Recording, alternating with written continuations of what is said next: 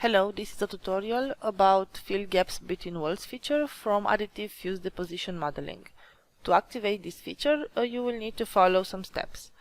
First, you need to download the part. Then, you will have to create a new operation. So, go to the icon that is called Add Operation and press on it. After that, go to the new operation created and go to Surface Path, Input tab, and select a workpiece.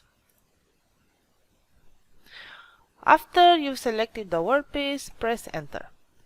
Go to Walls tab and check the Fill Gaps Between Walls flag. Make sure that this option is selected in order to have the feature enabled. After you've selected the feature, press OK. Right-click on the operation and make sure the additive option is selected. In order to see the simulation, you will have to have this option enabled. After that, you will have to go to Select Tool and select the Additive tool.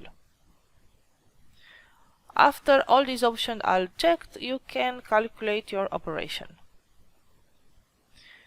Make sure that the Show flag is checked, because this will allow you to see the toolpath on your workpiece. The basic functionality of this feature will be filling the gaps that appear between walls while printing. When the feature is deactivated, you can see that there are some spaces between walls where the nozzle can reach but won't print anything because the toolpath is not created there.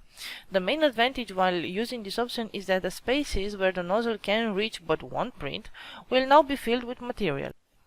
As you can see in this example, here there was a space between inner wall and outer wall. Now the space is filled with material. This will decrease the empty spaces inside the toolpath and create a better structure of the material.